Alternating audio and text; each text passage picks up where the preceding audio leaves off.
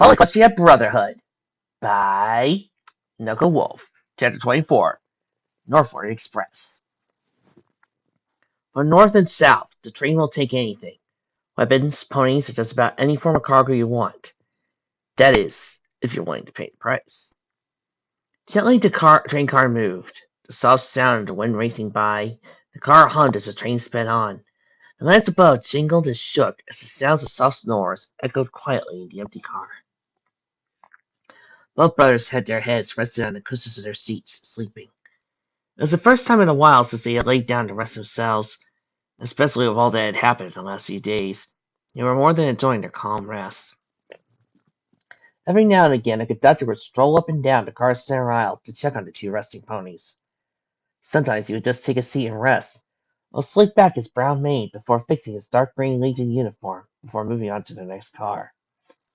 Faintly, the sound of two train whistles woke him up. First, he blinked a few times tiredly. Then, sitting upward, he stretched out his forelegs. His eyes sagged sleepily as he looked out the window to see where they were at. Despite the fact that it were cushions he was sleeping on, it was the most comfortable sleep he had in some time. However, when he looked outside, he noticed the speed at which the train was going at. Had he slept that much? Were they already at their destination? He wasn't sure, but it made him wonder how long they had actually slept. Adam noticed the conductor was making his way down the center of the car. "Excuse me," Adam said, rubbing his eyes. The conductor pony stopped and answered him. "Yes?" "Why are we stopping?" Adam asked, sounding slightly more awake than he had before. The pony pulled out a polished silver pocket watch from his pocket, glanced at it quickly. "We're coming at the crossroads station. All I was told was we're stopping to pick up some things." "What kind of things?" Adam asked. The conductor shrugged. "Not sure, to be honest. Where is your stop?" Adam scratched his head. "As far north as this train will take us." "Then your stop is at the northern outpost station.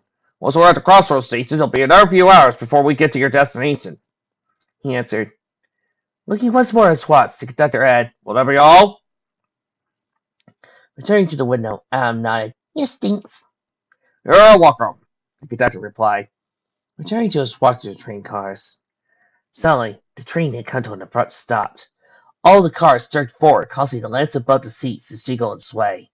The sudden halt, though, had woken Neil up, as his head was shook forward by the car's movement. He blinked tiredly, while rubbing his eyes. "Are we there yet?" Neil muttered in a low, tired tone. Sinking his head, Al continued to look out his window. "No, we still have a ways to go." Neil squinted, forgetting his vision, as he too looked out the window to see his brother was looking at. "Where are we?" Neil asked. "Not sure. Something called the crossroads or something."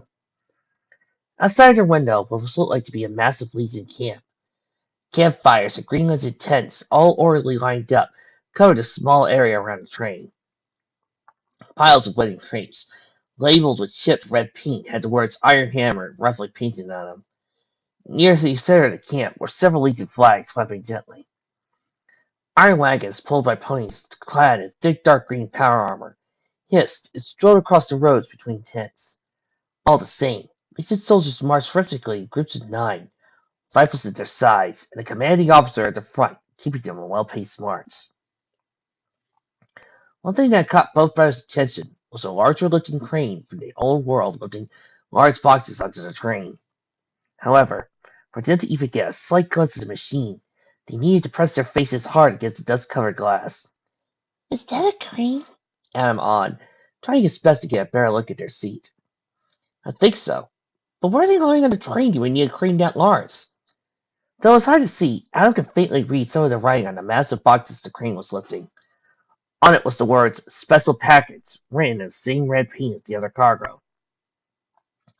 Adam pulled himself away from the dusty window, gently rubbed the dust from his face with the sleeve of his duster. His brother did the same, before commenting what they just saw. "It's a massive camp. No wonder they had so many troops at our cannon," Neil said. Remaining where he sat, Adam turned his gaze to the window. "How many do you think there are?" "Too many," Neil replied.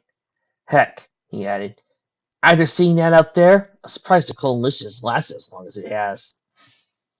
Adam gazed off at the huge army, imagining the war the coalition was fighting. I just feel sad for them. I just hope everything works out for them in the end. Another thing that came up onto the train was an iron wagon. Unlike the other iron wagons in the camp, this one in particular was surrounded by several heavily armed soldiers. Neither brother noticed the wagon or the gathering around it, but out from the iron wagon came Vladimir. The cape hung loosely on his shoulders as he stepped off the wagon. An officer greeted him with a bow before escorting his leader to one of the train cars farther down the line. The doctor saw at least his leader was on board, quickly waved to the engineer. In moments, the conductor got one whistle from the engineer, went to the passenger car's entrance. The train whistle howled twice loudly. As the conductor stood in the end of the car, waving to the engineer. In one sudden jerk, the train moved forward. Neil relaxed himself in his seat, tried to get comfortable. I feel the same way, Adam. But we gotta look ahead. They're capable ponies. Besides, won't be long till we get off. Adam continued to watch the train gain speed, while large leads of camp passed by them. Just try and relax. For once, nothing wants to hurt us. Adam sighed, watching the camp disappear and the bleak world return. Although, something in the back of his head told him something. Wasn't sure what, but he hoped whatever it was to Celestia wasn't something wrong. The car swayed relaxingly as Vladimir made his way through the narrow passage to the hallway. Finally past the cramped narrow entrance to his car, he sat down on the lovely velvet seat cushions of his own personal train car. And oh, it was glamorous. Unlike the dim, dull passenger cars normal passenger cars are seated at, Vladimir's old car was made for royalty. There were 4 seats, seated right across from one another, edged with dull golden paint, and fine detailed covered corners. The walls was a heavenly crimson, with diamond-like patterned edges using the same color of gold his seats had. Above him were miniature chandeliers, with working light bulbs new and bright. Although the only thing the other cars had opposed to his own was his size, as his car was significantly more cramped than the average passenger car. His car had only 2 windows, which passengers riding on either side could look out if they wanted to. It was only himself inside the car, though. Alone with his own mind, he liked traveling alone. Even in Iron Hoof, he liked the peace of silence. All his officers knew this, even those whose soldiers didn't feel like it was best to leave him when he traveled. Keeping a solid, thought-provoking look as he stared out the window, feeling his headache. "What is it this time?" he asked, not breaking his gaze from the window. Across from him was a mysterious, shadow-like figure. Gentleness, the alicorn-like apparition said intently. "Are you sad for the loss of the town?" it cooed. Vladimir didn't answer. "You are. You really shouldn't keep secrets from me, little rat. It isn't good for your health." "You're not good for my health, and I can keep whatever I want from you to myself." It laughed. "Why, that's silly, my boy.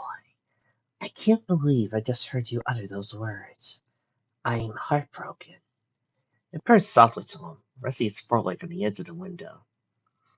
"All I want is to see you succeed.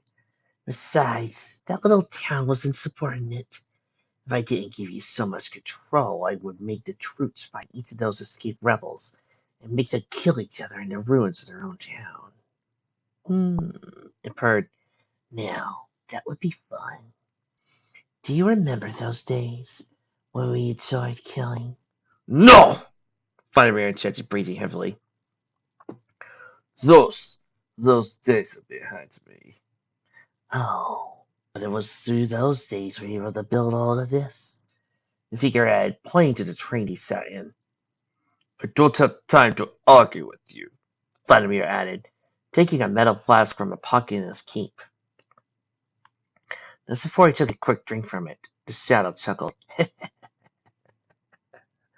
"I'm getting stronger." With the flask almost at his lips, he paused, a terrible sense of horror holding him. "Until recently, I found you were wise enough to keep your will. However, as of recent, I've seen you go through a change." I, "No matter. Drink your filthy red gunk.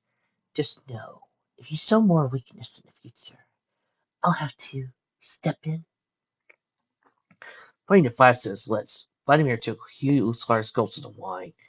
Almost instantaneously did the apparition disappear, with only the faint sound of his deathless chuckles echoing into the silence. Laying back in his chair, a great feeling of relief came to him. Sighing, massaging the side of his head, he muttered, "Mother, father, what have I done to deserve this?" Placing the flask down gently next to him, he looked down both his host and thought, "Is this the burden of all leaders bear, to be tormented by my own mind?" Relaxing himself, he sighed once more. The sound of a door opening caught his attention. From out the narrow corridor came a Legion soldier, dressed in a basic male plain, with a thick gas mask covering her face. Looking ahead from the corner of the corridor, she knocked on the wall. "Is everything fine, my lord? I heard you were talking to somebody." Vladimir shook his head. "No, I'm fine.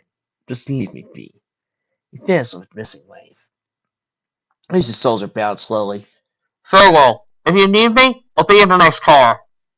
The Legion soldier left, shutting the door calmly behind her, leaving Vladimir alone once more. Returning his gaze to the outside, he did not reply. Music softly played from Neil's pit-buck in the Brotherhood empty train car. It was a nice song, with a nice easy rhythm that calmed him as their trip went on. Adam swayed side to side to the beat of the music, while his brother was inspecting all the other channels his pit-buck could pick up. "So, that's Cool Blues Channel, huh? I'm surprised we didn't start listening to it sooner," Adam commented, maintaining his rhythmic sway. Neil nodded while still looking at the other stations on his pit-buck radio. "He does play a lot of decent music. I just hope he made it back to the tower." This is the song started to slow. Neil switched it to a channel that played booming patriotic music. "What channel is that?" Adam asked. "It's the Legion channel." Adam lay back in his seat, listening to the spirit-lifting music. "Well, it sure does make you feel like a patriot, doesn't it?" "Yeah," Neil chuckled. "Kind of ironic. You have a dictatorship, yet they play patriotic music." "What stations are there?" "Let's see," Neil said, switching to the next station. Next season Neil played was hard to make out. It was quiet. What little sound they did hear was smothered by static. Loudly, the static played. It took Neil only a few seconds to hearing a loud clatter or switching to the next station. Although the next station was played the very opposite of the last season, for it was completely quiet, playing nothing. Alan leaned forward in his seat. "What channel is that?" Neil tried.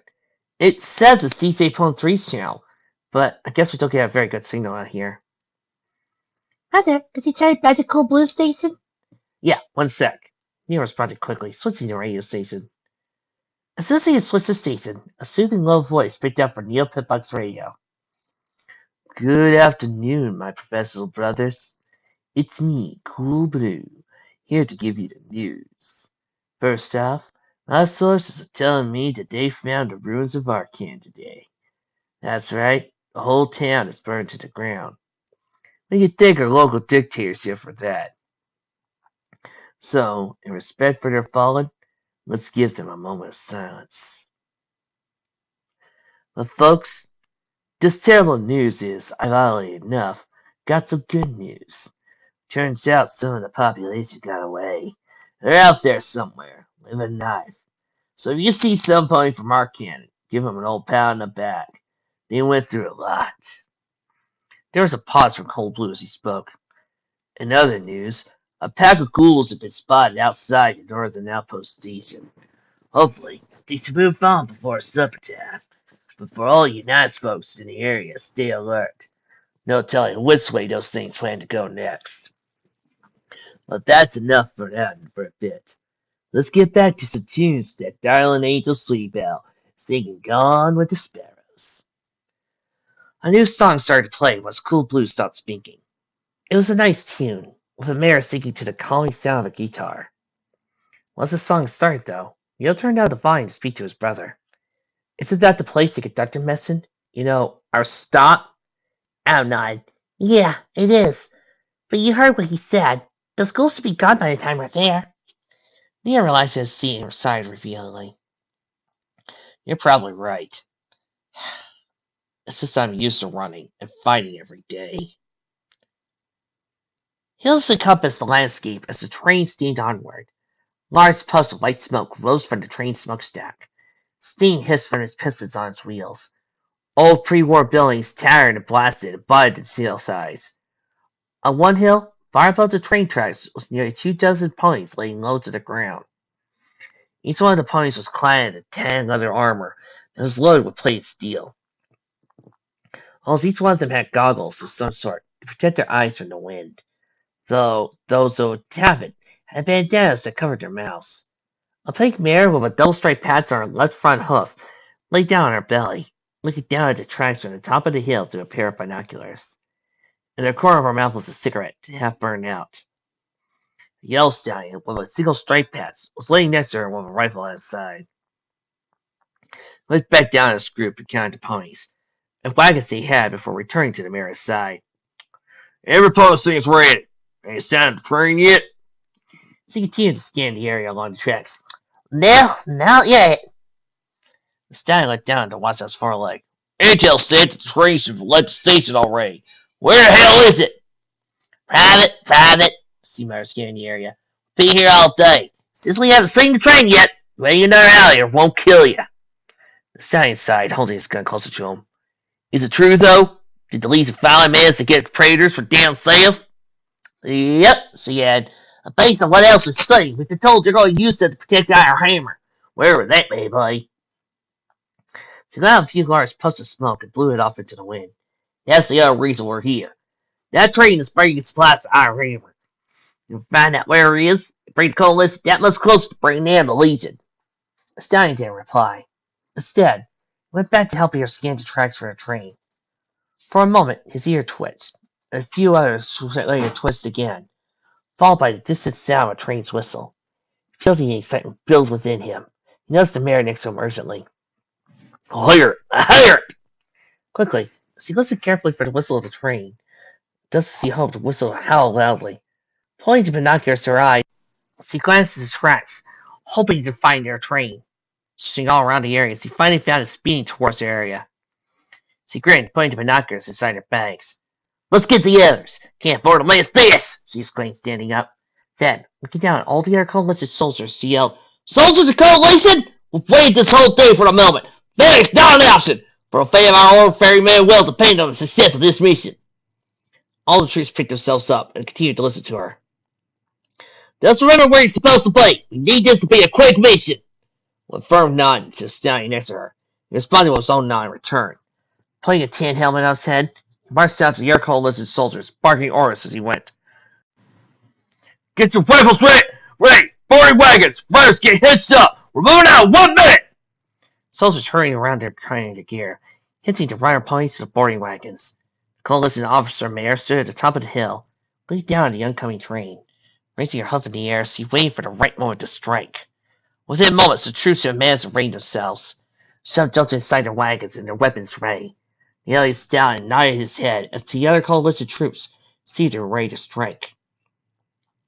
Giving him the okay, he waved at the commanding officer at the top of the hill. We're all set! He called up to her, remaining silent. She stood there holding her hoof high in the air. Right as the train came close to their hill, she swiftly waved her hoof downward, sorry. Charge! Like bolts of lightning, wagons blasted up forth on the hill. Just trailed behind them in massive clouds. A smell of bolts of wheels swept loudly faster than he went. Just as the last cart came up to the coalition officer, she jumped on, throwing in on a charge downhill. Like an arrow intercepting the target, the rain party bolted towards the train. They cut down at an angle. The way that the train moved forward, they could catch up to it faster. As predicted, they intercepted the train. All the wagons pulled up to the train's left side. Their hooves and rider ponies pounded fiercely against the ground in efforts to keep up with the locomotive. While the wagons at the train's side, soldiers hopped at the nearest train car entrance they could. Each soldier helped the next on as one by one they all climbed aboard. A listening officer went up near the rider pony and said to him, Take us down to the cargo cars! That's where you got the predators! Sternly nodding in response, the rider pony slowed down to the cargo cars near the back. Once the last of the boarding wagons were empty, the riders broke off from the train's side, back into the hills, leaving the soldiers on the train on their own. Adam was watching his brother smiling. Neo had his forelegs crossed and a tired look on his face. Keeping his head low, Neo sighed sleepily. I don't like work, and Neo keeps sleeping on his job. Why couldn't I be a security guard like my dad wanted? Blah, blah, blah, and stuff. Yeah, Porter thought. Let me guess. Flipper, right? Neo lay back in his seat and grinned. Did I give too much away on that one? Just a little, Adam answered. I'll have to try harder next time. Anyway, you go. Adam cleared his throat and sat up stiffly. A scratchy like mere voice, he said, Mama, hell, you silly boy! Stop twirling such weird things! No pony has time for blueprints with your snap to learn! Neo chuckled, folding his forelegs. Mrs. Blackboard, right? Yeah. Although if I wanted to do it right, I sort of had a ruler with me. Neo slurred slightly. A stupid ruler. Screw getting hit with bullets. That thing was like getting hit by a missile. Giving his brother a slight wave for himself to go on, Al said, Your turn. Putting himself to his chin, he thought, well... However, a sudden jerk from the train halted his sentence. Both brothers tried to recover themselves from the spontaneous event. Only just as they had it once again, turned wildly before returning to normal. They both repositioned themselves on their seats. Each of them were dazed and slightly confused what had just happened. Looking out the window, Neo tried to see if there was anything he could see that might cause the abrupt movement. Only, outside there seemed to be nothing but empty hills, twisted trees, and the wastes that passed by them. Huh, Neo muttered. You see anything? Adam asked. Neo scratched his black mane. Doesn't look like there's anything out there.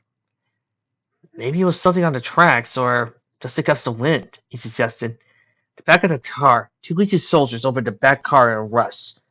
Not even bothering closing the door, they bashed both brothers muttering to themselves. Neo managed to catch what one was saying. It was so sad. Said it was only a single sentence. They boarded the train, was what he had heard. And by the tone, the soldier had assumed something urgent had happened. Who boarded the train? And more importantly, why?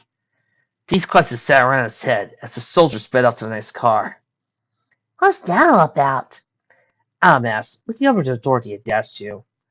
Before Neo could reply to his brother, a loud bang clearly rang from the next car.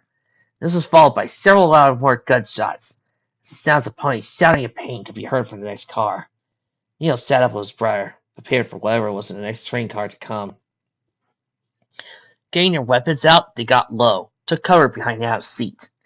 In almost an instant, the door the Legion soldiers had went through busted open a tan, steel armor-plated unicorn standing in the hallway.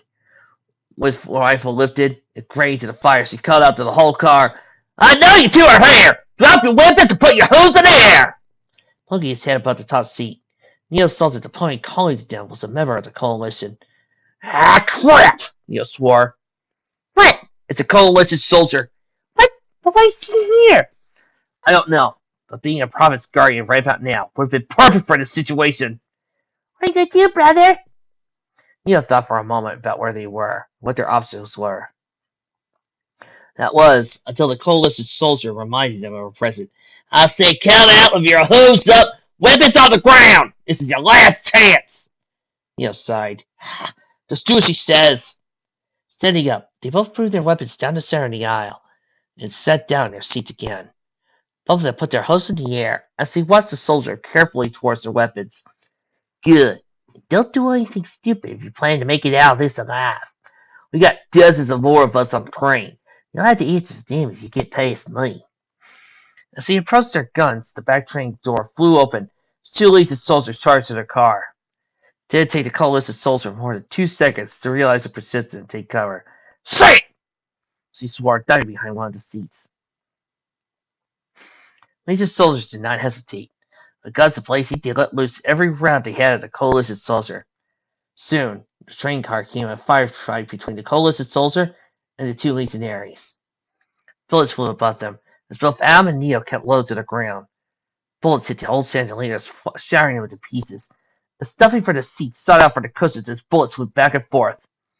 Adam saw their weapons on the ground next to them. Focusing on the guns, they moved themselves over to them. Picking up their weapons, Adam leaned closer to his brother to speak. It was hard to talk with his brother over the sound of gunshots being fired. Neo could still hear him. Brother, we need to get out of here! I know! I just don't know how! Adam looked around when he could. making sure that every option of escape ended with them still alive. One thing he noticed was that the space underneath the seats was large enough for both of them to move under, and they could make it to the door behind the Legion soldiers. Hopefully, they could get out of the fight in one piece. Brother! Adam said, nuzzling his brother, pointing to the spaces underneath the seats.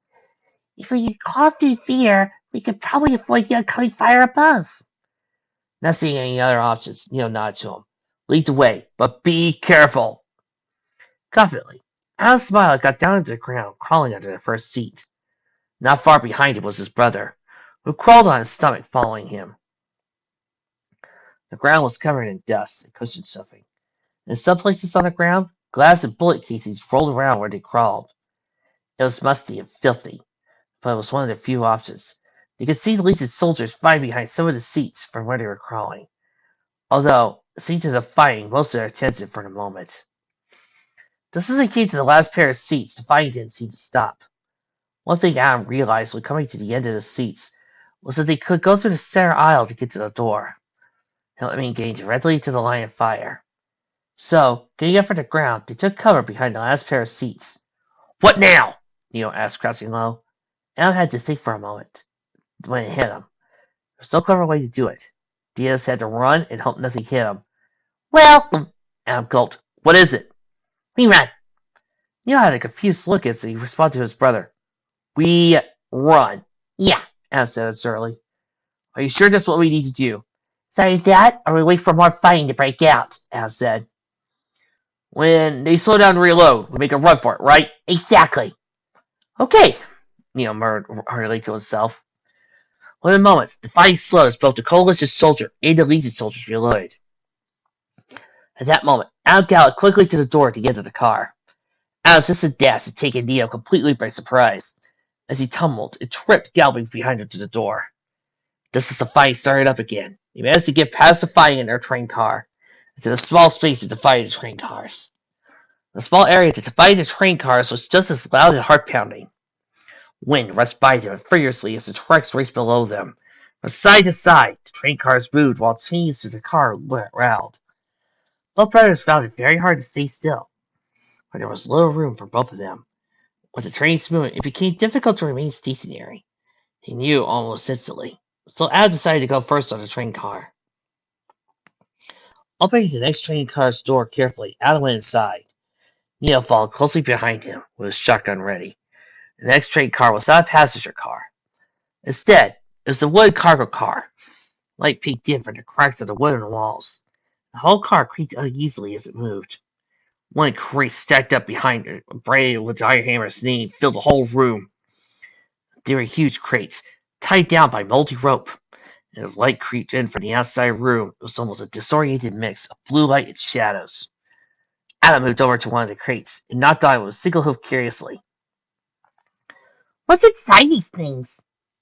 Neil circled around the crate and looked at it. On one side of it, he noticed a pin in between the two garments, acting as a latch to keep it closed. Well, let's take a look. Pulling the pin from the latch, he slid the top crate back, exposing some of the materials inside. Both of them looked down at the crate's contents oddly. Rocks? Adam muttered. It was filled with rocks. Plain, dusty rocks. With no sign of being special, or at all holding any value in the slightest. What would the Legion want with rocks? Neo asked. Several gunshots caught their attention before either of them could respond. They heard gunshots from the last car over, but this time the shots they heard silenced the constant sound of gunfire. What startled them even more was the body-sealing sound of one car's door sliding open. Both brothers quickly tried their best to shut the crate and hide. If it was the Coalition soldiers, they could be captured or killed. If it was the Legion soldiers, they might be killed as well. Both of them knew the risk was high, and in their current position, their best option was to hide. The combination of light and shadow amongst the crate piles made an easy place to hide. Darting out to their side, both of them got behind the set of crates nearest to them. No sooner had they found a spot to hide did four ponies come to the door to the dark room. By the way they looked in the dim light, they seemed to be Coalition soldiers. If that was the case, they must have killed the two Legion soldiers back in their car. One of the four ponies spoke. It sounded like the mayor who had ordered them to surrender earlier. Glad you made it. Wasn't sure how much longer I will last in there. A dark stallion among the small group replied, "You really shouldn't have had to take off like that. This whole train is crawling with soldiers. We're going to take the train, we're going to need to stick together." "It doesn't matter," a firm authoritative mayor said. "What does matter is that we need to find the predators. The least it means to get those to Ironhammer, make our job of getting to it almost impossible." "Yes, ma'am," both soldiers replied in unison. "Now, take some of the crates. If not here, we move on." The mayor, who had given out the order, stood there for a second, as the other three soldiers checked the car's crate cargo for the pads. Like Neo had done earlier, he opened the latches on the crates and looked inside. He did this several times. Checking the other crate they could seemed large enough to hold something like a predator. So each time they found the same thing. Rocks. The same bland, normal pieces of rock that the brothers found earlier. "Ma'am?" one of the soldiers said slowly. "Yes?" "They're full of rocks, ma'am." "What?" the man responded in disbelief. "He's right, ma'am," one of the other soldiers added. Taking a few rocks out of the crate, the soldiers sold what the brothers believed to be their commanding officer the rocks. With one of the rocks in hoof, the cold-assistant officer dropped the rock to the ground. "Is that all these crates are filled with?" "Yes, ma'am." "Great," she grunted in frustration. "Let's move on. We still got several other cars to check. If we don't find anything, blow the train apart. At least we'll put this stupid railroad out of commission." With another yes man from the other soldiers, they all made their way to the door and left. The very moment the door closed, Adam and Neo came out of their hiding spots, feeling a great sense of relief. They finally realized why the coalition was on the train. Turning to his brother urgently, Adam was distressed. "Brother, you know what this means? They have predators on the train!" Neo recalled when he first encountered the dreaded cat-like cutting machines. "What does the Legion plan on doing with those things?" "I'm not sure, but..." Adam's eyes widened with fear, as he remembered what the officers said they were referred to if they failed to find the machines. "We have to get out this train. Who knows what they're going to do?" Neo holstered his weapon and gave out a worried look. "Any ideas? You know more about trains than I do. In theory, there's an escape pod or something on these things. I don't know!" "No, there isn't any escape pods on trains. Although," Adam thought, "there might be any escape pods or just devices, but we can use the train to escape." "How?" Neo asked. "There are links linking the train cars together, and we can hook one of the cars further down the line when you escape this before something happens." "Which car, though?" Adam thought a little more about responding to his brother. "Well, I remember reading that the caboose had an emergency brake, and on some old pre-war cabooses they had each to unlock links. Also, caboose happens to be stupid." "Ow!" "Isn't that the very end of the train?" "Well, yes, but it's our best shot at getting off in one piece." Neo sighed. "Never easy, is it?" Adam shook his head. "Yep, never easy." "Then let's hurry. Hopefully, we can tail behind those soldiers to get to the caboose undetected." "Right." Adam nodded in their agreement. Together, they took off to the end of the car. Hopefully, Adam's plan would work, because if they didn't, they weren't sure what would happen. Although one thing was clear, they were to fail. Most likely, it wouldn't end well for them. Vladimir sat idly, looking out into the world from the comfort of his car. The car shook several times over, each time not distracting him from his current mood. The brief but distant sounds of gunfire could be heard inside his car. The noise was muffled, and even the sounds of the soldiers in the other cars fighting out the coalition raiders seemed not to distract him in the slightest. Urgently, a stallion clad in the green metal armor of the Legion slammed the door open to the Vladimir's cane car. The unicorn soldier levitated his rifle at his side, while with one hoof he held a bloody wound fresh from the fighting in the next car. "Stop!" he cried. "The coalition is blowing the train! We need to get you out safety!" Deferring his peaceful gait towards the wounded soldier, he replied, "I see. So that's the cause of all the ruckus, correct?"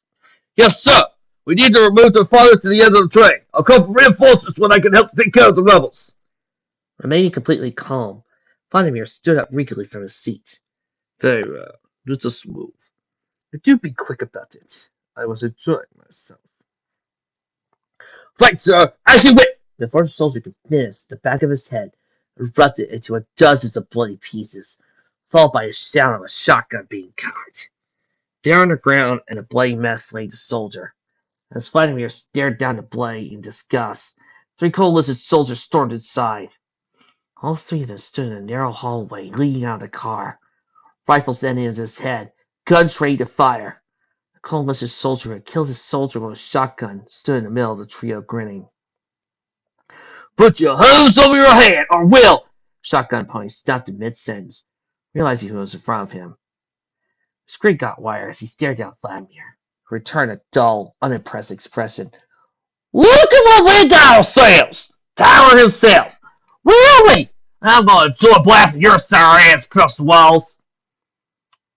That's very nice, but you see, I need my, how do we put it, sorry ass in one piece. So, he added, taking a flask out from his pocket, will you be good sports and step aside from me? The massive grin the soldier once had faded.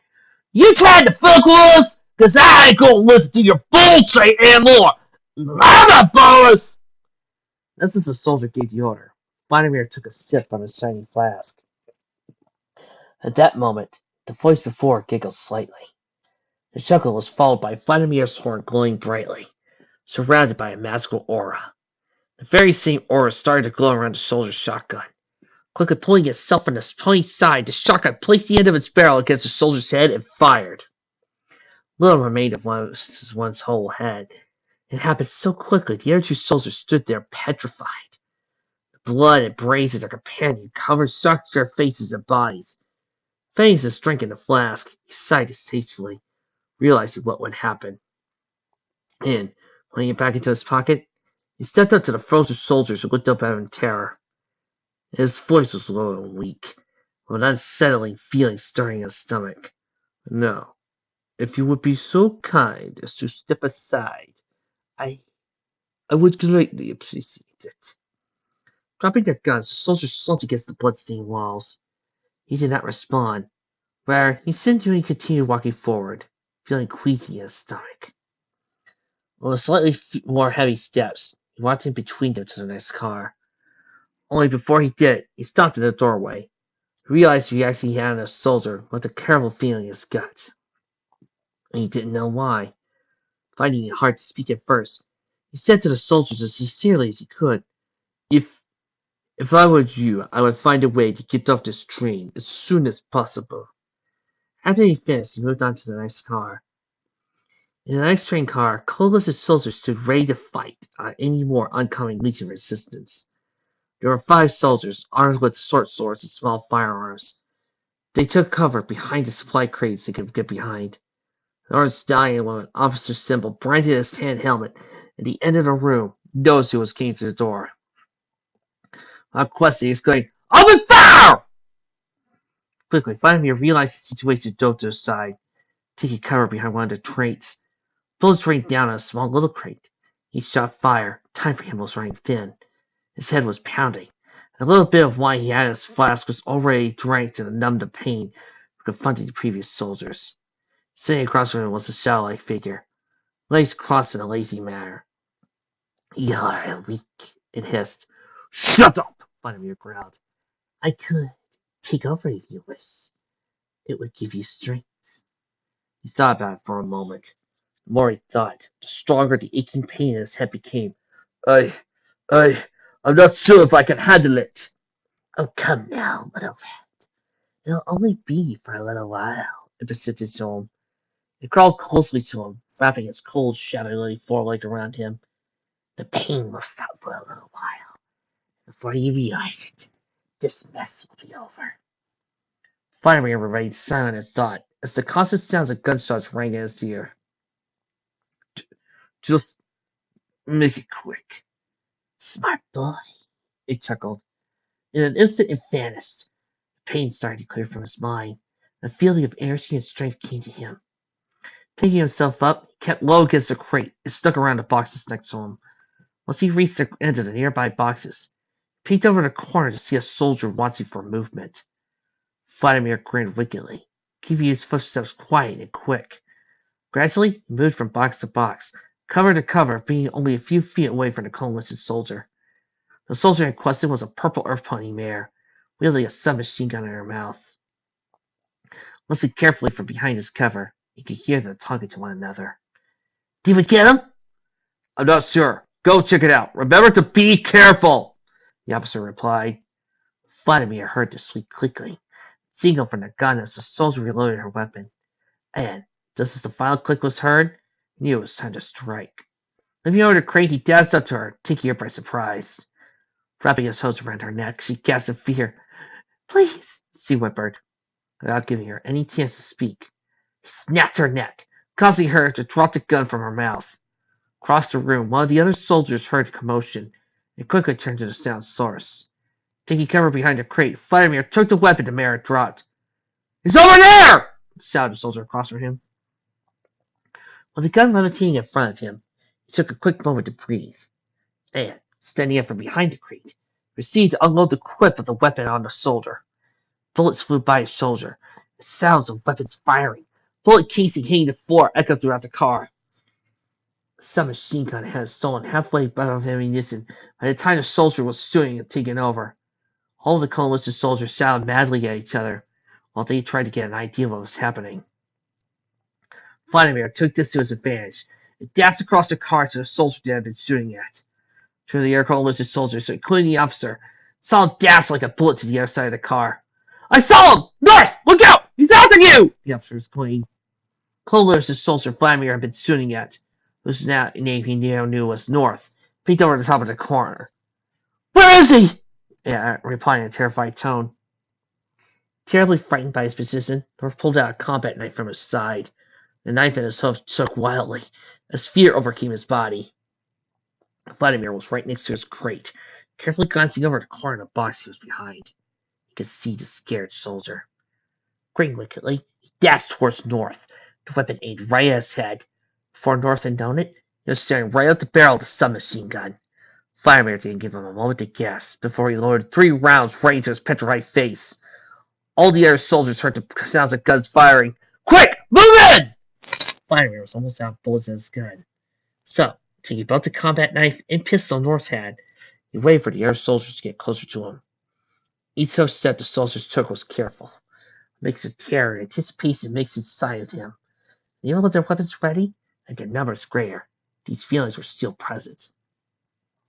One of the soldiers, wielding a revolver, came close to Vladimir's position. With the knife levitating at the ready, Vladimir popped out of his cover, but for a brief moment. Like a bullet on its own, the knife flung itself with lightning speed at the soldier, stabbing itself 5 inches into the pony's skull. The knife struck right in the left eye. Dropping to the ground, the soldier lay there twitching spastically, like a knife protruding from his eye. It was only a moment that the other soldier came into his position, went down the pony with a knife sticking into his eye. She gasped, with the knife still ready to fire at her side. It was, however, that one moment of distraction Vladimir needed. And just like the first pony he had killed, he took North's weapon and fired 2 deadly accurate shots at her head. Like all her companions before her, so he lay on the ground, dead. The only one left was the officer. By this time had now halted his advance, stood there in place. All of the gear on his body rattled and shook. Fear overtook his body, causing him to freeze in place. Come out! He stuttered. The orange stallion turned pale. I just said, come out! The car creaked as the train went on. Every noise made him on edge. One last time he mustered the courage to speak. This is the last. He stopped speaking, for the sound of faint footsteps caught his attention. The sound seemed more like they were moving from him. Because of all the boxes, the sound bounced off the walls and crates. Vladimir moved to his side, and from behind the safety of the crates, he saw his chance to strike. Hopping over the crate, he galloped at full speed towards him. Taking the officer completely by surprise, he tackled him, causing the weapon he had to fall and slide out to his side. With his weapon out of reach, Vladimir pinned him to the ground, the revolver's barrel pointing to his head. The stallion's heart was pounding outrageously. Please, he muttered. Why are you here? Vladimir stalled down. What? He saw at once to the side of his head as a warning. I said, why are you here? Please, I don't. Surely you're not here to kill me. The coalition would have sent somebody a little more competent. No! We're here to. Why are you here? He screamed to the pony's ear. The officer started to sob. The brothers! He murmured. Laying his ear close to the officer's mouth, he asked, "Excuse me? I didn't quite get that. Run that by me again. The brothers." "That's a good boy. I'm glad I could kill you. It's such a waste of life." The gleeful, murderous mood he was in was faded. Slow drops of blood dripped down the terrified soldier. Pulling a hoof to his muzzle, he tapped his nose, looked back at his hoof. To his surprise, the blood was his own. His nose was bleeding. The pain had started to come back. Only it returned to full force. A terrible head-spinning plane headache came back. The pain was so severe his face became disoriented and blurry. Suddenly, a feeling of guilt came over him and realized the situation he was in. "What?" he mumbled, looking down at the confused, cold-listening officer. He realized the gun was at his head. 5 ponies that had once been shooting at him now lay dead across the car. "To some extent, I saw this coming," the mysterious voice hissed. While the shadow-like figure was nowhere to be seen, his voice was still clear. "You're back in control now. Finish the job." "Right. We could hold him for questioning. We could learn more about what—" "No!" the voice said angrily. "He's just another soldier who'll do nothing but get in the way. We can find another to question. This one dies." "But," the voice sighed, "I got all the information we need. Just do it. Pull the trigger and let him die." Vladimir felt wrong. Looking down at the pony who was at his mercy made him feel scared. "I can't! Do it!" the voice screamed out. Upon hearing the screaming, the voice ringing through his head, the gun fired. The bullet from the gun launched itself right into the forehead of the officer. Feeling weak in his legs, Vladimir clasped his side. The room around him spun. The taste of blood in his mouth. He coughed hoarsely. "Why?" he wheezed, feeling the pain spread through his body. "Good boy," the voice purred. "For a moment there, I thought you were going soft on me." As the voice faded away, Vladimir lay there on the cold ground of the train car in horrible pain. He could faintly hear one of the doors open inside the car. Muffled echoes, he heard a voice say, "It's his majesty! He's down! Quick! Help me with him!" As the voice had stopped speaking, the world around him became dark. He passed down into unconsciousness. Crates filled the train car. A few light bulbs flickered overhead in the car. Unlike the last car, it had an inviting atmosphere about it, probably due to the dim light that filled the cramped space. Adam and Neo put their heads to the drawers of the train car. Colas' soldiers were farther into the car, searching every box they could see. Neo put a huff to his mouth and whispered, "They look busy. If we sneak past them, we can get to the door into the caboose."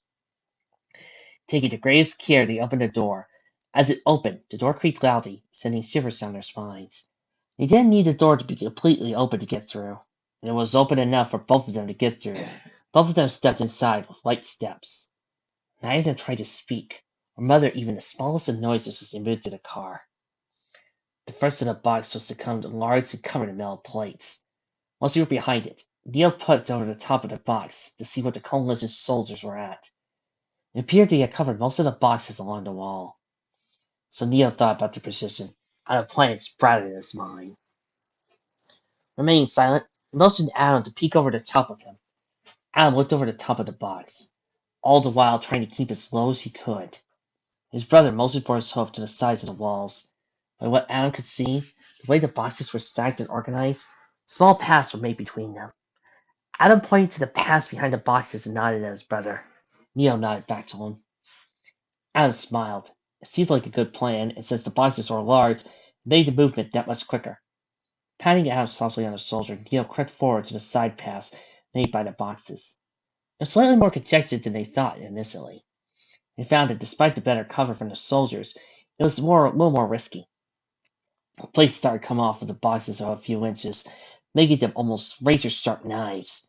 So, to prevent themselves from slicing their legs apart, they took extra caution while moving. "Ma'am," a science voice said, "we haven't found the predators yet." "Damn it!" America's voice replied. "Keep searching. We're not leaving without. If we can't find them here, we'll try the next car." "Yes, ma'am," the voice answered. The brothers were halfway through the pathways when all of a sudden the train jerked slightly. It wasn't enough for them to fall over, but for a moment they lost their balance. Almost out of nowhere, Neo felt sharp pain shift into his leg. Out of pure natural reaction, he screamed, "Shit!" Neo now froze in place. Steele possibly put his mechanical foreleg over his mouth. Felt warm blood drip down from his leg. One of the outward plates stabbed him in the leg. When his leg from the metal plate, he stood there, hoped the soldiers didn't hear. Wait, did you hear something? The sounds of gunshots could be heard as the rest of the soldiers spoke. Yeah, I heard something. Do a quick sweep. We might not be alone. Both brothers knew they needed to move quickly, especially how they suspected that they were there. Fortunately for Dio, the wound didn't seem that bad. Although it was sore, the pain was tolerable for a moment. They picked up their pace and moved more quickly through the narrow path the boxes made. They could see the end of the path. Just around the corners it would be the door. They were quick and silent enough they could get through without alerting the soldiers. As they came to the end of the path, they quickly turned around the corner of the ending box, only to be met by a soldier holding a large and high-powered rifle. A coalition soldier blinked a few times before she held her gun out. I found them! She shouted. Neither brother could think of something clever to do in this situation. So they did the next logical thing. They raised their hose to surrender. Two other coalition soldiers came to their comrade's side, a stallion and a mare, holding their own weapons. They looked at the 2 ponies before them oddly. Don't move! If you do, we'll shoot! And don't be getting away from me this time, one of the mares commanded. Another mare's voice called over the group of 3 ponies cornered the brothers. Bring them out here in the open! I want to see who they are! It's alright, ma'am. They're just a bunch of Legion scum I confronted earlier. The pony with the high-powered rifle ordered. I don't care who. I want to see who they are! That's an order! Marity had counted before stepped aside. Most had got to move. Well, come on! Move! Stepping carefully past the soldiers, they moved to the center of the train car. They hung their head low and hoped they couldn't get mowed down. Both of them stopped before a mare near the center of the train car. A light bulb flicked above her as she stood there smoking a cigarette. Unlike the other soldiers, she wore a double-striped patch on her left foreleg. Goggles hung from her neck as she stood there puffing out small clouds of smoke. What the hell are you supposed to be? Mindlessly scum, that is. Both brothers looked at each other curiously. Excuse me? Neil asked, cocking his head to the side.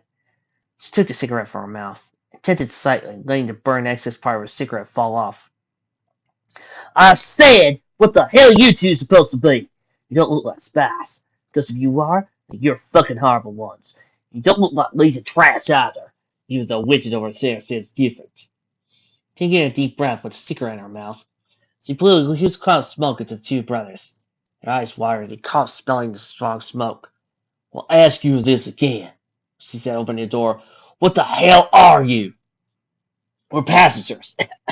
Neil coughed, fanning the area around his face with one hoof. Bullshit! The mayor grunted. You don't look rich, and only rich folks get to be passengers on this train. You're the only ones who can buy tickets. Well, it's the truth. We won some of the tickets in a little town off the tracks.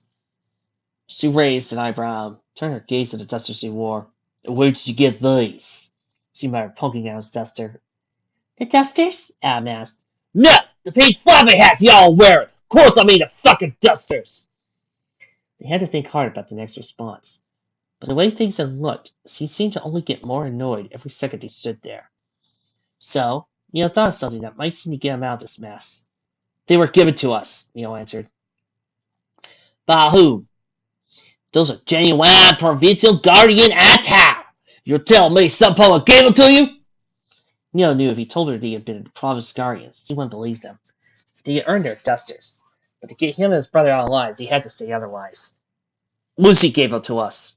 She looked down conspicuously. You know Lucky? Yeah, she gave us the dusters.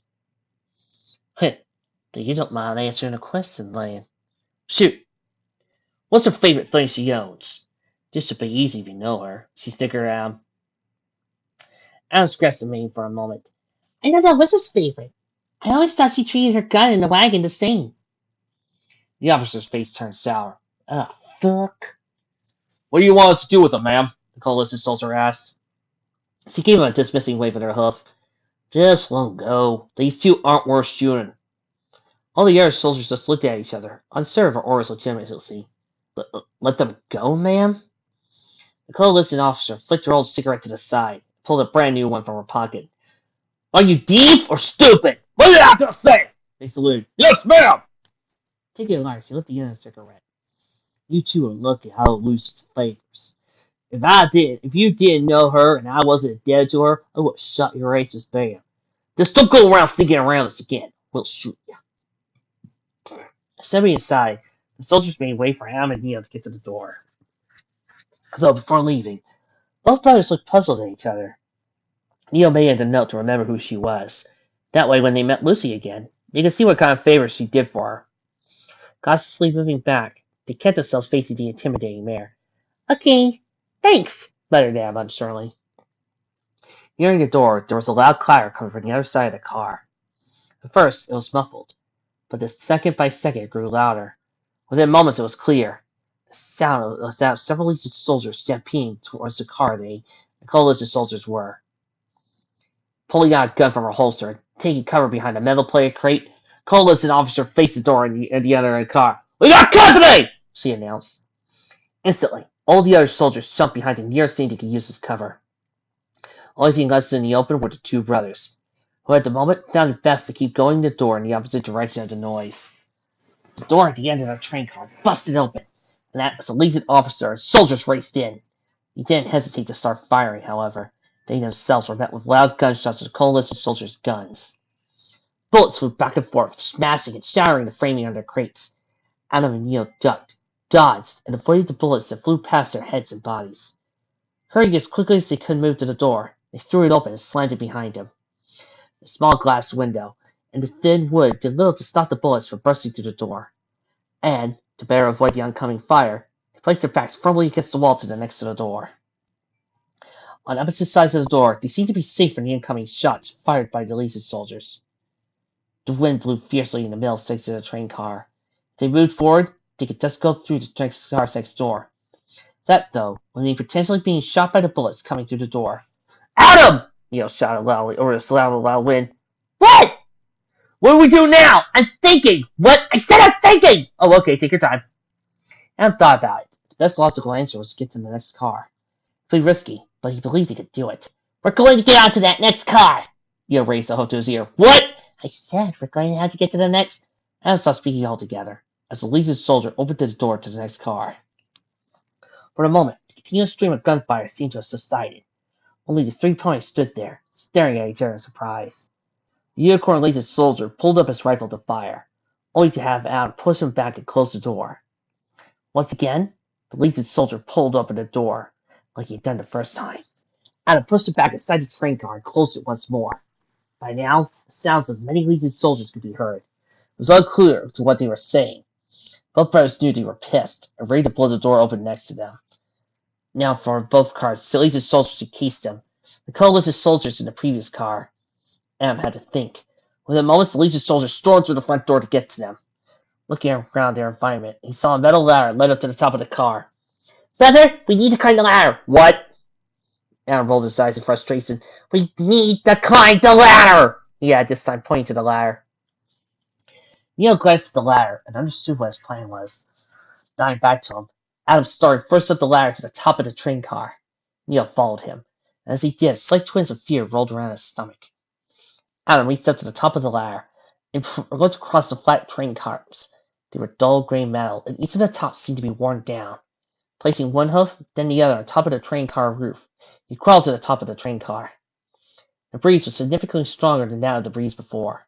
Just like Adam had, Neil crawled to the top of the train, putting a hoof over his eyes and breaking the powerful breeze. Below, they heard the faint click of the door below them open. Commands. Loud battle shouts could be heard from between the cars. Adam gestured a hoof for his brother to follow him, and together, they trudged onward.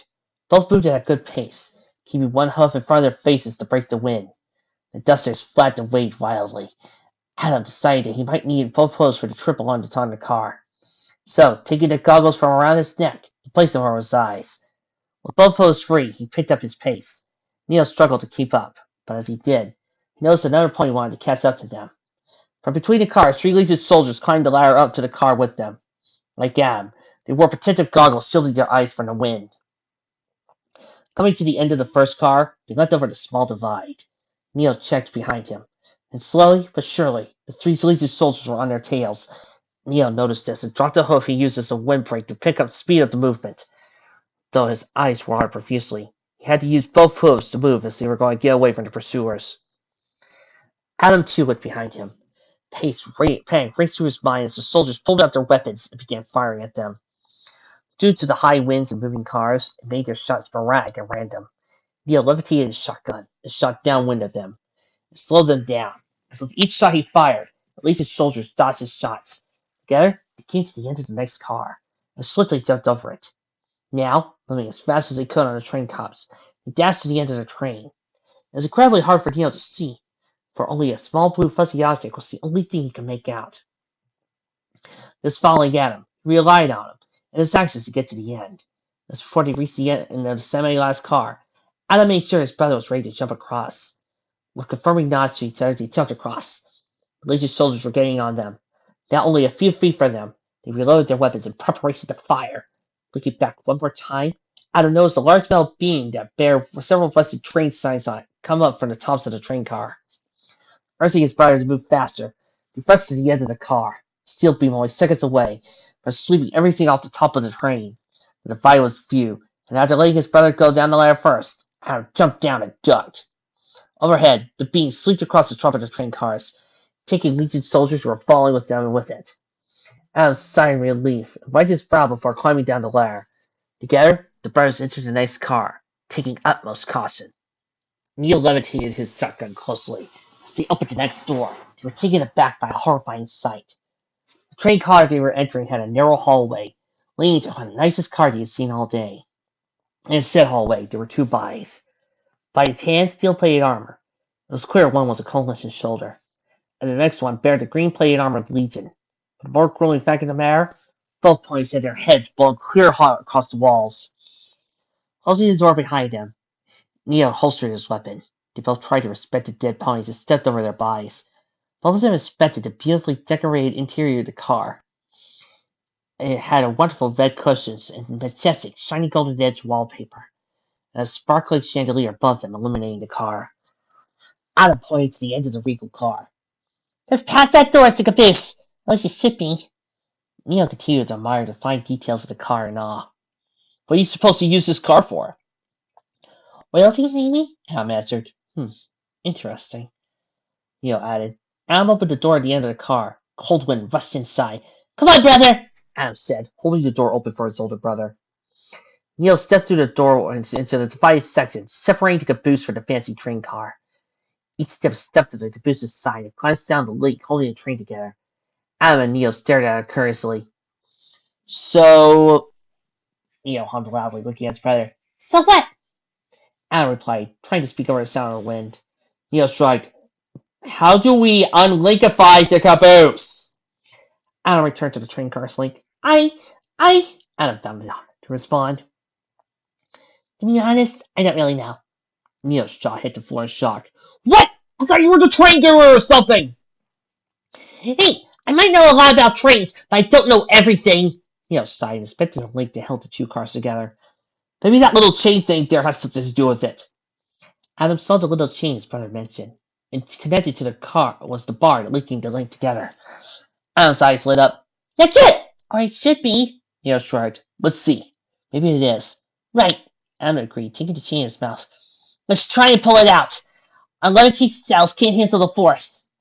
Neil picked up the six-inch chain and helped his brother pull. All right, when I say pull, we pull. Okay, brother? Neil nodded. Okay, pull! Together, they pulled the chain back forcefully. They grunted, yanked on the stubborn chain until the bar linking the cars together started to squeak. Little by little, the bar loosened with every tug. Finally, pulling it one last time with all the strength he could muster, the bar holding the cars together popped off. Both brothers fell back against the caboose with the chain in their mouths. Recovering themselves, they stood up and watched as the caboose gradually slowed. The train they were once on continued on down the tracks, while the little caboose drifted away. We did it, brother! We did it! Adam cheered and hugged his brother. Neil cut his toes together around his mouth and shouted boastfully back to the train that rode off without him. Yeah! You hear that? We ain't dying today! Adam smiled, and out of the corner of his eye, he saw a small wheel next to the ladder that led to the top of the car. Inscribed on the wheel were the words, Caution, emergency brake. Moving up to the wheel, he spun it around quickly. Here, Adam said, spinning it faster and faster. This should help slow us down a bit more quickly. Sparks flew from the small wheels of the caboose. As it came to a screeching halt, it took a few moments for the caboose to fully stop. And when it did, the two brothers sat there on the edge of the caboose, looking down the tracks. For once, all was quiet. The only calming sound of the wind blowing, and the sand being blown on the ground could be heard. Neil nudged his brother playfully with a smile. We did it, he said. Adam smiled warmly. Yep, we did, didn't we? Although, how far away from Silvermane Tower now? Adam added. Pulling his spit butt, Neil looked at the marker on his map. Actually, we're not too far away. If we walk now, it'll be half a day's walk from here to Maine. Then we can rest there and be at Silvermane by tomorrow. Adam didn't reply. Instead, he continued to smile warmly. Neil wrapped one hoof around his brother's shoulder. So, how was your first train ride? All you hoped it would be? Yeah, I only wish we could have rode it all the way through without being shot at. Well, maybe we'll get to do that one day. Yeah, maybe one day. Adam chuckled. Together, they looked down the seamlessly endless tracks and rolled and climbed over the hills. It seemed almost endless.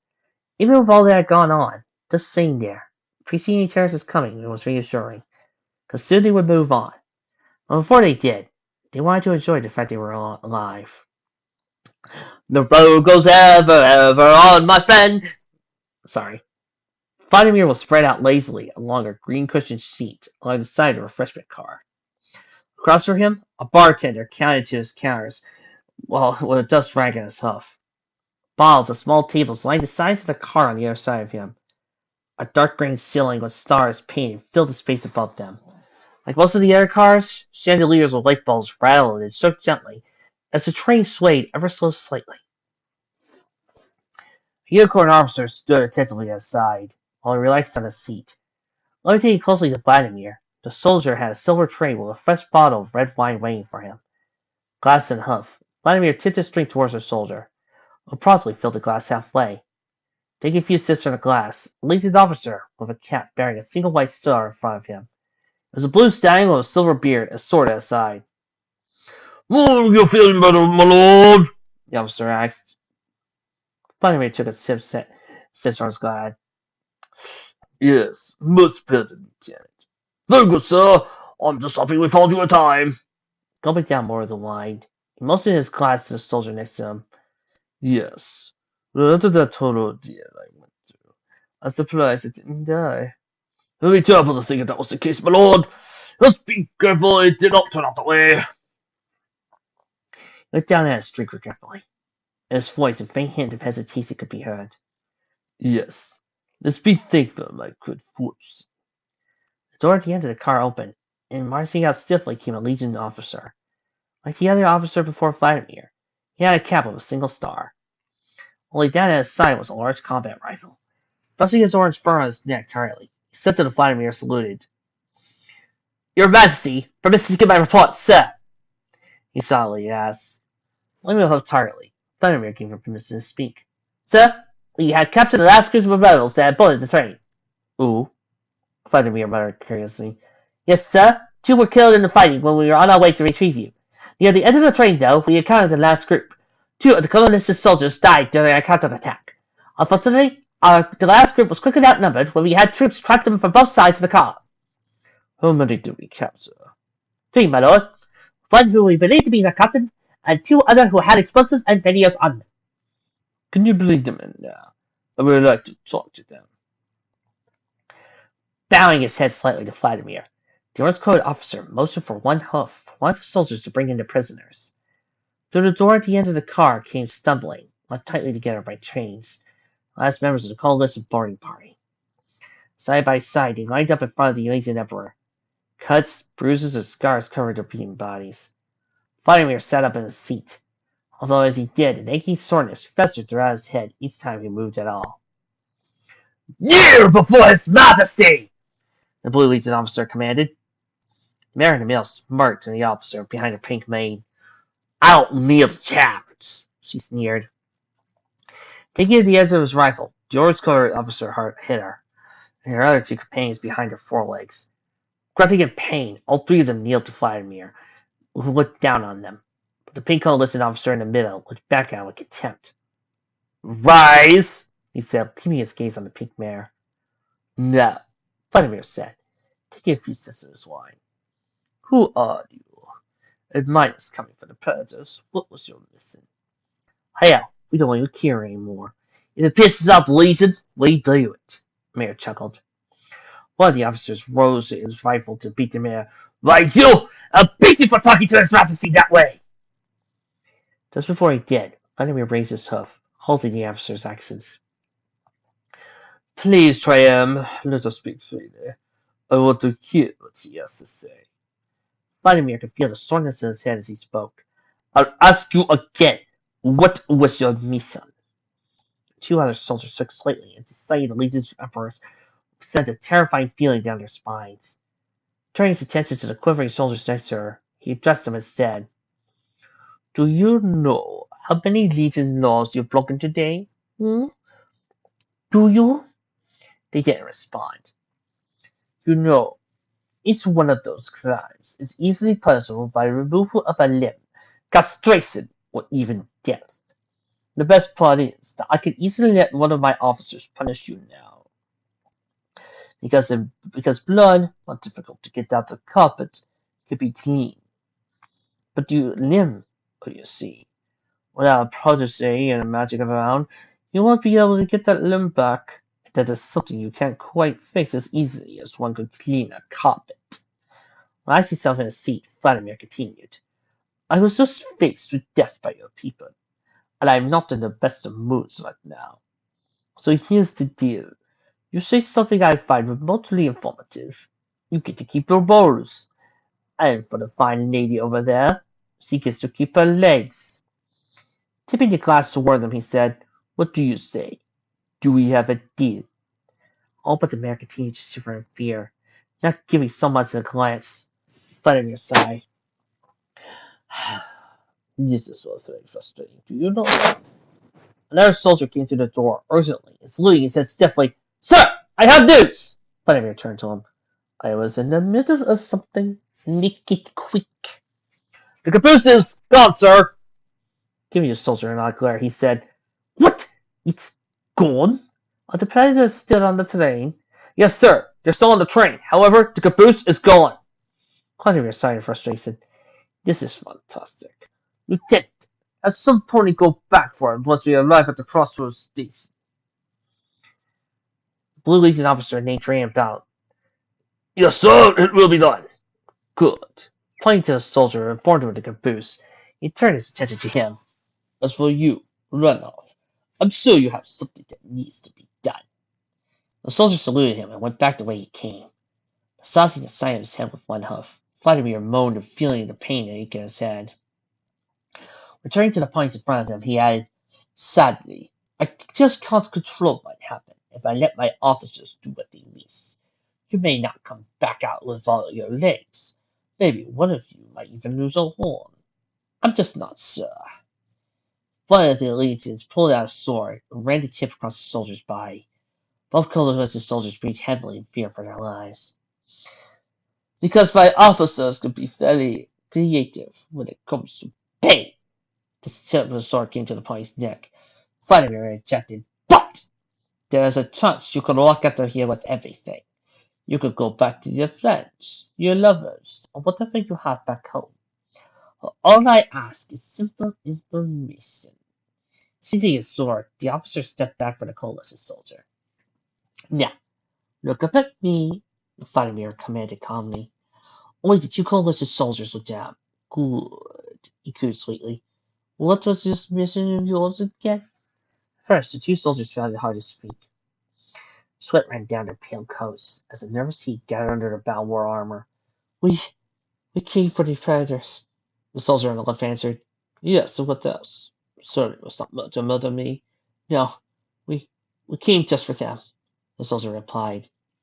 Smiling, he said, See how easy that was? All this talk of torture and death can have a real effect on one's nerves. The pink mare spat her his head. Fuck you!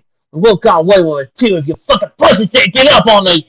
You saw our whole order, our freedom, and your freedom. You like my puke. Freedom is a relative term, man. Any creature that does not have any some form of control could be free. You see, before my legion, there was nothing. Bandits were really pillaging, raping, and murdering innocent ponies. Raiders destroyed entire towns just to see them burn, and mutants devoured the poor souls across their paths. Slavers, jockeys, lawless bandits. These were the things your order misses. What kind of freedom is that? The freedom to live in hell. What I bring is order, structure, a law to a world that has been deprived of it. She glared down viciously as he spoke. Of course we kill many. Of course our law is strict, but it is necessary to rebuild society. Those souls who wish to destroy order, sanity, and peace are the true tyrants. What has your order done? I can tell you mine has brought back working roadways.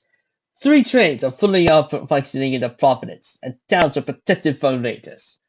I don't want to exclude the disease and rare activity and mutant activity as well. We have a full standing army that feeds, protects, and serves peace throughout the province. He leaned closer to her face, finding the pain in his head. If it were me, I would fight for a little chance for real peace, for real freedom, and for the lawless hell our land once was. She remained silent, staring out with wild rays in her eyes. Now, is there anything you want before I send you off? Anything you're itchy to say? All but the mayor shook their heads slightly, keeping their gaze off of him. And you, is there anything you have to say? The coalition mayor grinned. You got smoke? He chuckled and turned to address the officer. Get to the cigarette. Saluting him, the blue-collar officer went over to the bartender, who gave him a cig. With a cigarette in his hoof, he asked, What shall I do with it, sir? Put it in her mouth. Like he ordered, he put the cigarette in the corner of her mouth. Now, be a good lad and light it, please. Taking a lighter from a pocket on the outside of his armor, he gave it to Vladimir. Levitated to the cigarette's end. Light it only once, he held it at the cigarette's end until it was burning. Quickly removing the lighter, he smiled and patted it on her head. Will that be all? The coalition officer took in a deep breath, and through her nose, she got a loud cloud of smoke out. It's not too much trouble. Could you order one of your lackeys over there to fuck you? That would be pretty nice, she snickered. Cute, he laughed. Pointing his officers with a dismissive wave of his hoof, he said, Please, take and lock them up somewhere. They'll make good workers in the dark mines. Especially her. The warden will have his work cut out for him. Both soldiers saluted him and yelled, Yes, sir! Moving back towards the end of the car, he left Vladimir alone with the wine server and bartender. Sipping the wine from his glass, an echoing voice hissed in his ear. You could have killed them, it said. Vladimir did not respond. Instead, he took a few more sips of his drink. Are you going to ignore me and all that? After all the fun we had earlier? Vladimir continued to drink his drink as if nothing was there. Ah, you make me sad. Just know, next time you act soft and let traitors like them get away, I'll take over myself and show you what real authority is. Like that, the voice was gone. Wanted to make sure the voice hadn't left. Once the time had passed, he sighed, pressing his empty glass to him, burying his face in his hooves. He thought hard about his decision. But something inside him felt good about what he had done. For all the death it had made him do, he was strong enough to part in some of their lives. Even if it required him acting menacing, he felt much more happy that they lived, to torturing to death like it would do. And after that left him, some ways, feeling content. Both brothers stood at the top of the hill with the cold wind blowing strongly against him. Off in the distance was the caboose he left behind. Seemed like the Legion wasn't going to come back for it. And even if they did, they weren't going to be around when they did. According to their pit bucks, Mayton wasn't too far off. Their hopes were that, by the end of the day, they could make it. Because at night was when the bigger, more hungry creatures came out in search of prey. Trudging swiftly through the hill-covered landscape, they came to a rather large flat open area. A flat area they stumbled upon looked like a small junkyard. Wagons and buses were crushed on top of one another. Huge smiles of scrap littered throughout the few places vehicles did. Unfortunately, the hills around it blocked any other part of the junkyard, making it almost impossible to predict how big it was. A massive billboard, worn and beaten by the elements, was positioned next to the junkyard. On its front was a cyan unicorn mare dressed in a smart black suit. She seemed to be pointing to whoever was reading the sign with a sincere look on her face. Above her, in white bold letters, the sign read, "Help rebuild our future! Only you can restore our land to its former glory." Both brothers stood there at the top of the hill, scanning the junkyard carefully. "It looks clear, but I'm not completely sure it's safe," Neil muttered, trying to inspect the junkyard. Adam looked to the sky and saw that the clouds were turning a dim orange. "Maybe we should go around. It'll be a little while longer, but we'll avoid anything that's down there." Neil checked once more the area around the junkyard. Nodding, Neil agreed. "Let's play it safe. We just got away from the Legion. The next thing we need is some sort come close to death again in one day." Going across the hills, the two brothers marched. Dust devils twisted and spun before vanishing into the wind. Coming over the next hill, they could now see the junkyard in its entirety. Neither of them guessed how big it really was. From that small flat area, it stretched further over the next set of hills. Looking down both ways, the two saw no other paths. Wasteland was cruel like that, giving them obstacle after obstacle. Unfortunately for them, there didn't seem to be any signs of raiders or soldiers. Adam coughed, breathing in some of the dust in the air that the wind kicked up. "There's no going around this, isn't there?" "What's that way?" Neil moaned tiredly. "Let's move quickly.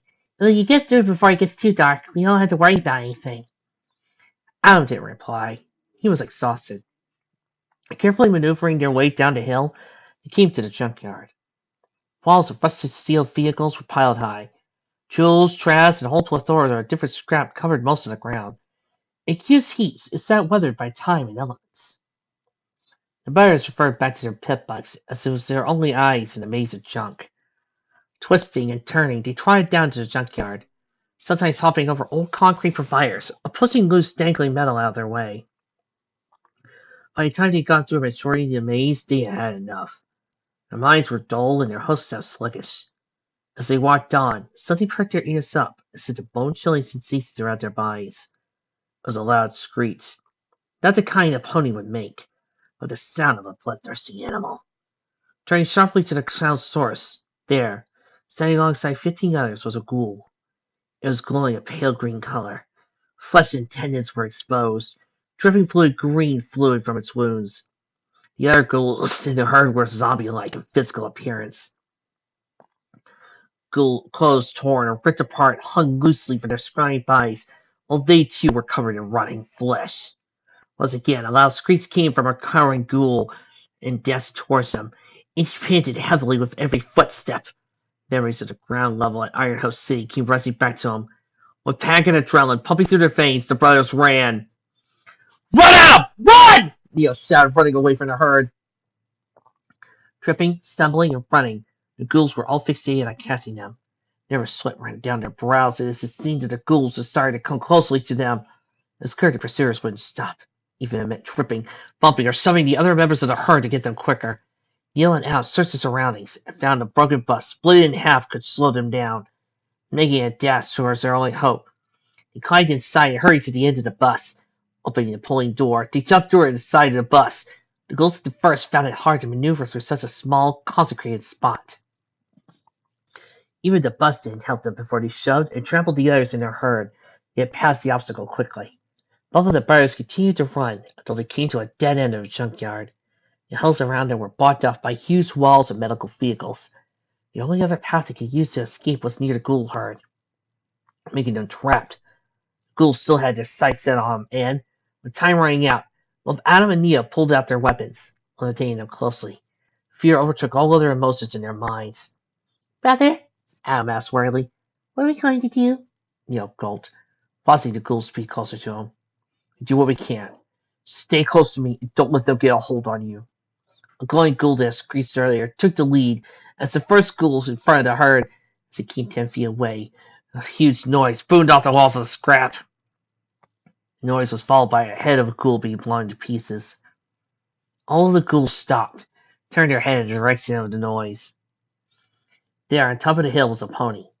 It was a unicorn clad in dark power armor and a red visor across his eyes. He wore a brown duster over the armor that seemed to cover every inch of his body. A W was inscribed on the flank area of the coat, along with another W just under his helmet. Levitating in front of him was a huge sniper rifle, yet 3 times larger than the one Lucy had, firing bullets the size of the gun the pony wielding it.